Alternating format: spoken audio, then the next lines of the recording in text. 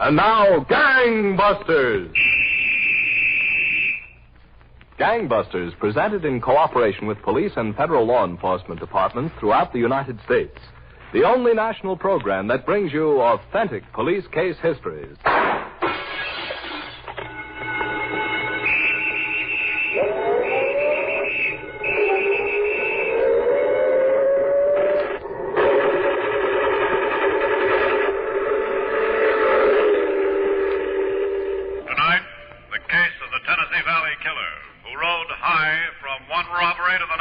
Until a cow doctor from the hills became too attached to his avocation.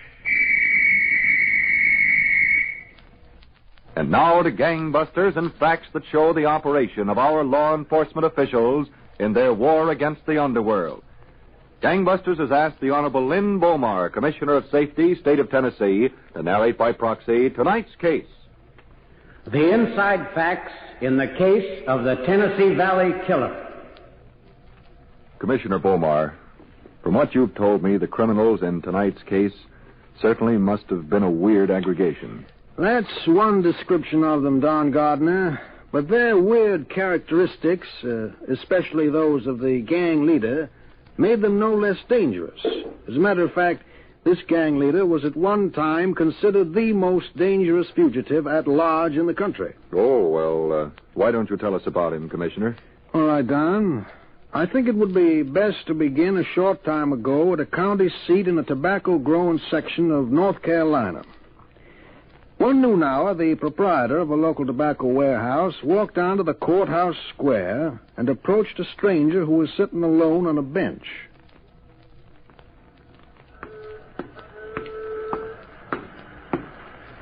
Howdy. Howdy. I guess there's room on that bench for another one. Help yourself. Bench belongs more to you than to me. I'm the stranger here. Awful unseasonal weather we've been having. Oh, weather doesn't bother me none. I've learned to take what they give me. Well, I guess I ought to... Wait just a second. I'm Roy Clark. I own the tobacco warehouse here. Oh, pleased to know you, Mr. Clark. Are you the same stranger that was in Logan's feed store this morning? Well, I was in a feed store. I don't know whether it was Logan's. I hear you got some birds you're mighty proud of. I got a few Baltimore top nuts, I fancy. Have you got them with you? Well, not this minute. Well, have you got them near? Well, out of the cabin camp a mile or so north. Well, you know, stranger, I've got a few birds myself I'm kind of proud of. Eslin red quills. Don't care none for the breed. Oh, I found them to last pretty good against Baltimore top nuts. Not that I ever heard. You wouldn't care for a test? Oh, I wouldn't mind one. Tonight? Anytime. Well, we've got a cockpit in the basement of that furniture store there, north of the square. The brick building here? Yeah. 9 o'clock? It suits me. I've got 7 birds I'll fight. Well, 7's all right. What have you got for stakes? $200 a match, $1,000 a main. Well, you are proud of your birds. Well, if I wasn't, I wouldn't have them. Well, we can make the stake. Conditions are short heels. Birds may not be touched after setting down in the pit. If a bird refuses to fight longer, he's set down in the middle of the pit, breast to breast with his adversary. If he still then refuses to fight longer, he's regarded as defeated. Satisfactory, Mr. Clark. All right. I'll see you tonight, then. Good day, sir, and good luck.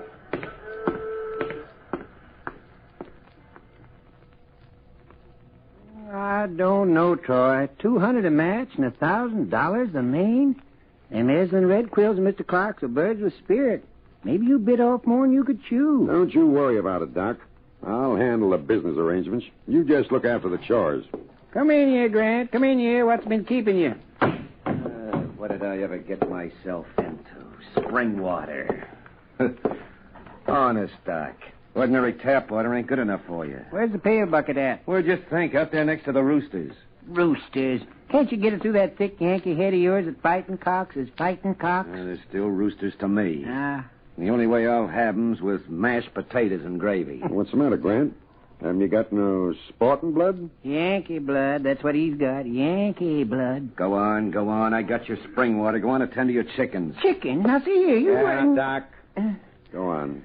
Get them birds shaped up. Fine lot of appreciation anybody gets around here. Spring water, graham bread for a bunch of chickens. That's what puts them in the best shape. Because that cow doctor says so? Because I say so. Oh, now look, Troy. It's okay for a guy to have a hobby. I got nothing against that. But I've been knocking around since who knows when. This is the first mob I ever ran into that operates with a bunch of chickens and a cow doctor. We've been doing okay with the chickens and the cow doctor, have we? Well, there's lots of ways to do okay. I like this way. We get what we're after and have a little sport. All right. What's the deal for tonight? The first 2 birds go into the pit at 9 o'clock. With the 7 matches, we ought to be busy there nearly 2 hours. What about the warehouse? You sure nobody will be around? Now, look, I know these folks. They'll all be at the cockfight. You won't have no trouble. You can be in and out of that safe in plenty of time. Some job you picked out for me. You can do it. You'll have Doc to help. Some help. Probably treat that safe like an ailing calf. Just you do a good job. After you get finished up, come by the cockpit. I'll stall the matches as long as I can until I see you. Well, okay. But have them birds of yours win, will you? I don't feel like breaking into a safe and then having to pay out all the dough in bad bets. You just open up that safe, Grant. I'll see the birds come out okay. Haslin red quills. Mr. Clark thinks they're any match for a Baltimore top-knots. He's got another thing coming. All right, come in now. Well, did you change your opinion of Baltimore top-knots, Mr. Clark? And I'm not beat yet. Go on, get in there. Miss it. Come on. Well, would you like to up the stakes, Mr. Clark? Get in there. Get in there. Come on now, get in there. How you doing, Troy? It's in the bag. 3-1, and this is for the main. Go on, get him. Get him. We got 8 grand. Clean as Monday's wash. Okay. Tell Doc to get ready to move. We'll be through here in another 10 minutes. Finish him. Finish him. Finish him. Finish him. Come on, finish him. Finish him.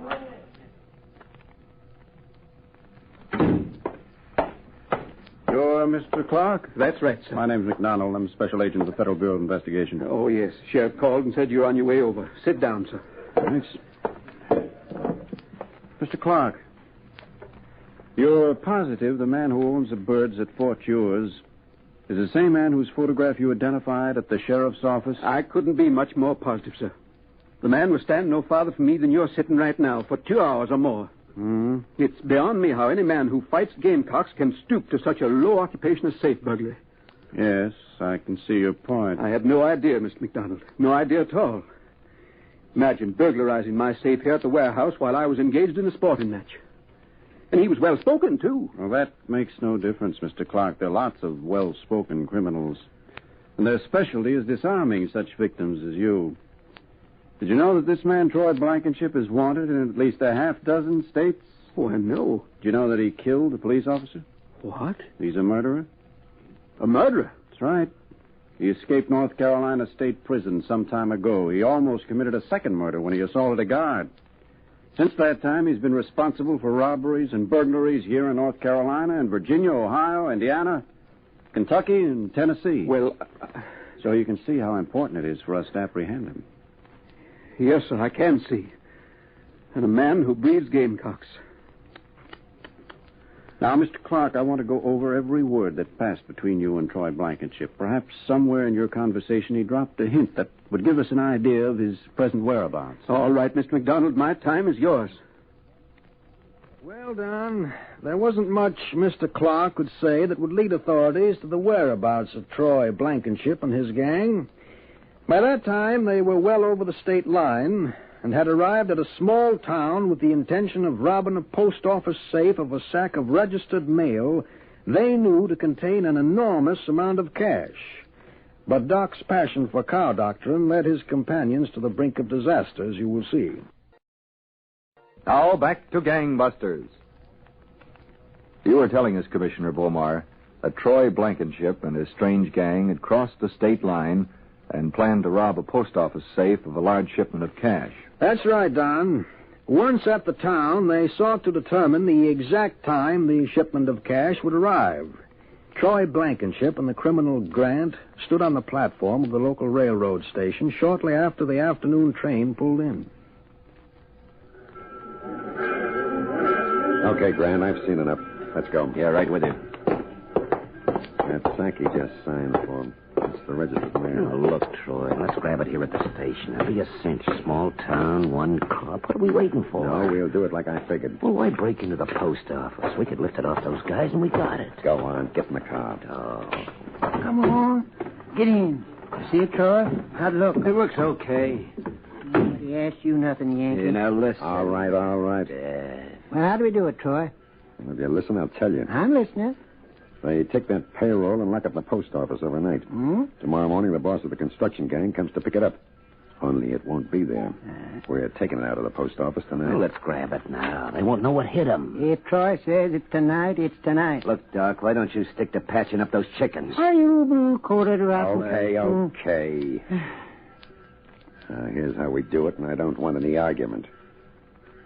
Doc. Yeah, Troy?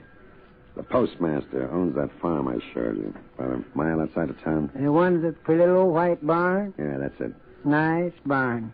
You go pay a call on him. Sure, Troy, but what am I going to call on him about? Listen, you'll get told. Not by no one named Grant. All right.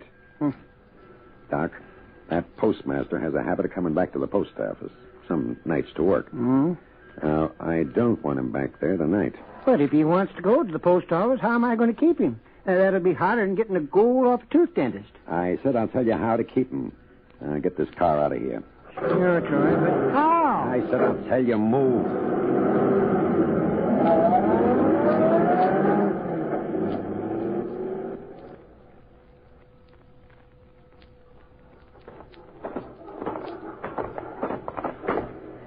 Afternoon, Mr. Postmaster.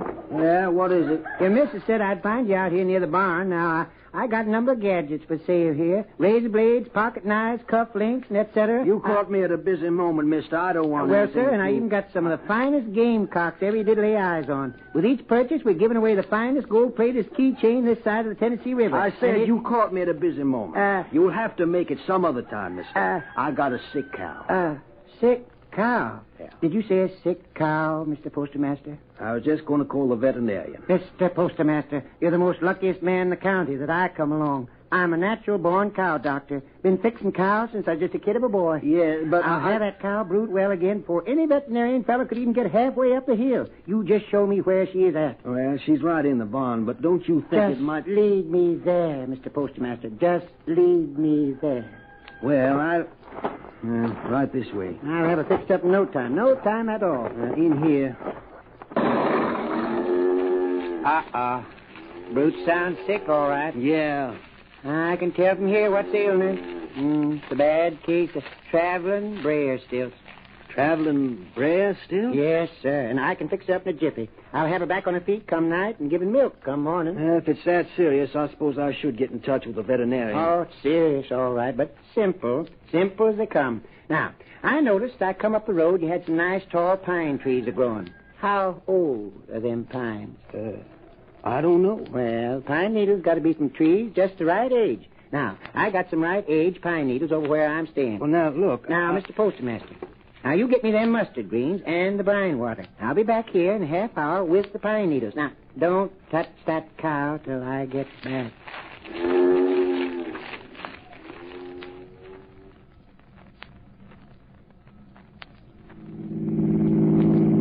And the postmaster does exactly like I asked him. Hey, come on, Troy, get me there. I told him I'd be back in a half hour. What about this traveling Breyer stilts?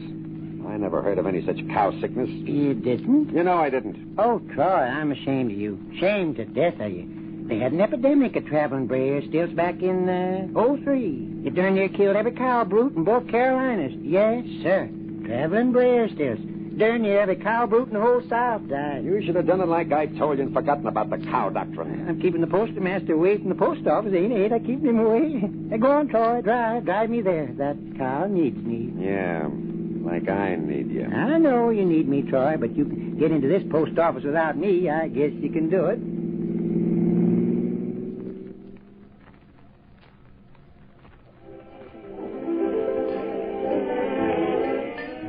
keeping him, Troy? Should have been here waiting for us. He'll be here. Take it easy. Besides, nobody will know about that job until morning. There's plenty of time. Well, we got a nice pile of dough out of that post office, and I don't feel like getting... Okay. It's all right. He's coming in now. Oh, it's about time. He ought to know better. Well, then you lay off it, Doc. Hello, Troy. You ain't been waiting long. Where were you? I got you, didn't I? What happened, Doc? The young fella told me where I could get some spring water for the birds. Spring and water? We're waiting here to lay him out of town. Where's your head? Okay, let's get going. Where's the car parked? Right out in front, just in the... Uh-oh. What's the matter? The postmaster. The postmaster? Yeah, and that's the law with him. Well, come on. Let's get out. Hold it. I'll talk our way out. But supposing there ain't words on Hold it. We'll get out. But first we'll talk. Hey, you. Me? Yeah, we want to talk to you. That's the one, Deputy Hickson. Oh, hello, Mr. Postmaster. What's the trouble, officer? Lots of trouble, boys. The postmaster here's got a complaint. Oh, is that right? Well, if there's anything I can do to straighten it out... I'm afraid all the damage has been done. Oh, what damage? I guess you better come along with us. Hey, turn me loose. Let go of the Now, boat. just a second, officer. There's no use talking about it here. I've already sworn out a warrant against this man. Against Doc? I'm charging him with practicing veterinary without a license. Oh. The cow died. Traveling brer stilts.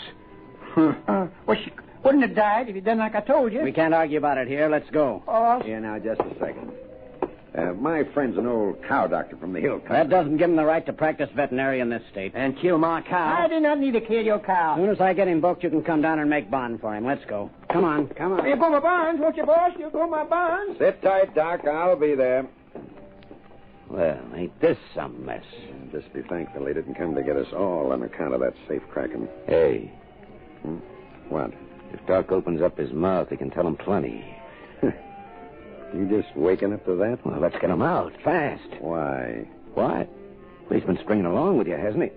He's been doing all your dirty work. There's a good chance to dump him. Let him talk if he wants to. He can't tell him much. You mean you let the old guy rot there in jail? How much could the bail be? Whatever it is, it's too much. Come on. We gotta make time. Troy, What? it ain't right. How do you know what's right and what isn't? Come on. Let's get moving before he talks sooner than we figure. Oh, all right. Yeah, I got a nice program lined up for us. Doc's bound to get in the way.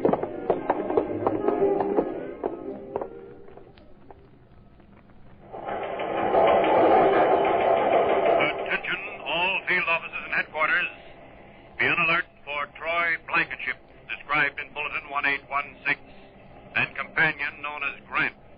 These two men believed responsible for recent series of jewelry store robberies in southern Illinois, Indiana, and Kentucky. Caution, Blankenship is a known murderer and is believed to be heavily armed.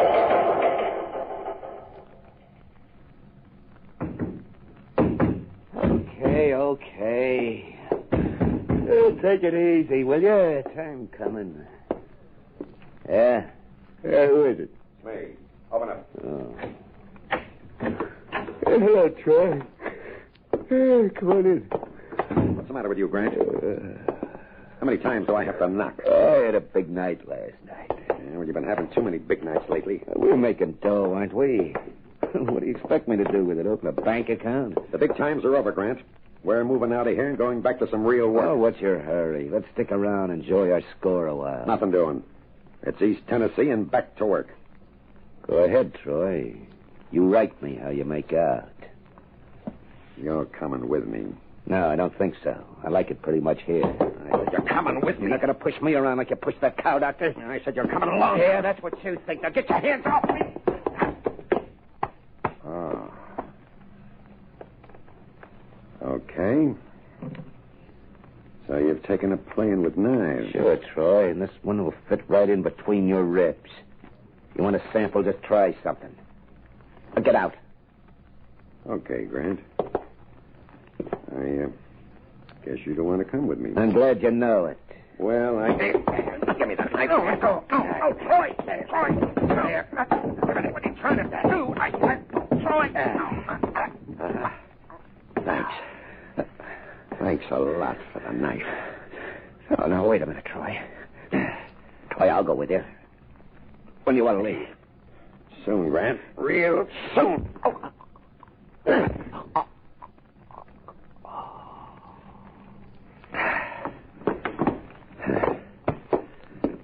Here. Here's your knife.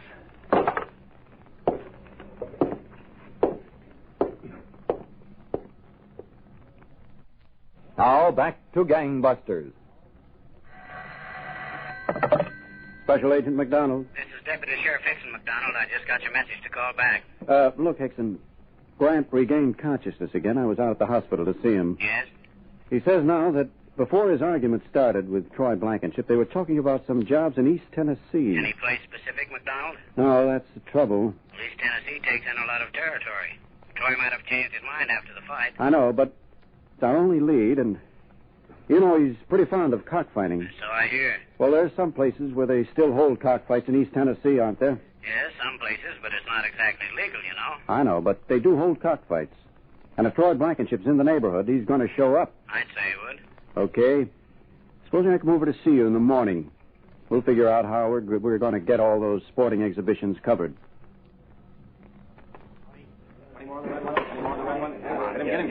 Well, McDonald, I don't suppose Blankenship will show up here tonight. Not if he's missed this much already. Yes. Getting kind of late. Come on. Yeah, I had enough of this. And I've heard about another cockfight that's supposed to come off near Del Rio tomorrow night. Do you want to look into that one? By all means. Leaving's early, gentlemen.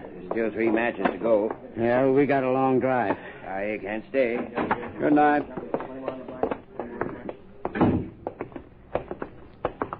It's gotten pretty chilly. Yes. My car's right over here. Excuse me, fellas. Is this where they're holding the matches? Yeah, right inside of Blankenship. Get 'em up. Some at a time. After 'em. He ducked in that doorway. He's still there. Hold it. I don't see him. Let's move up a little closer. Duck. Come on. See him? No, not yet. Better get a beat on him from behind that car. Yeah, let's go. I see him. Hold your fire. All right, Blankenship. Come out of there. We know you're in that doorway. Come out with your hands up. Try again. Come out, Blankenship. Come out or we'll shoot. Okay. I'm coming. Keep your hands over your head. They're over my head. Just take it easy. Don't shoot. Get cuffs on him. Right. You're not a very good shot. Maybe not. But anyway, I ducked you a long time. Perhaps you did, Blankenship, but right now there are a few charges of robbery and assault to kill you're facing. Let's see how you ducked them. Let's go.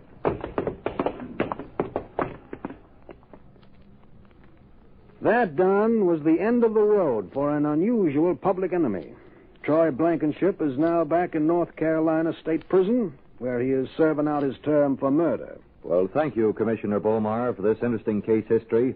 And Gangbusters, congratulations to all the officers who participated in the investigation leading up to the recapture of Troy Blankenship.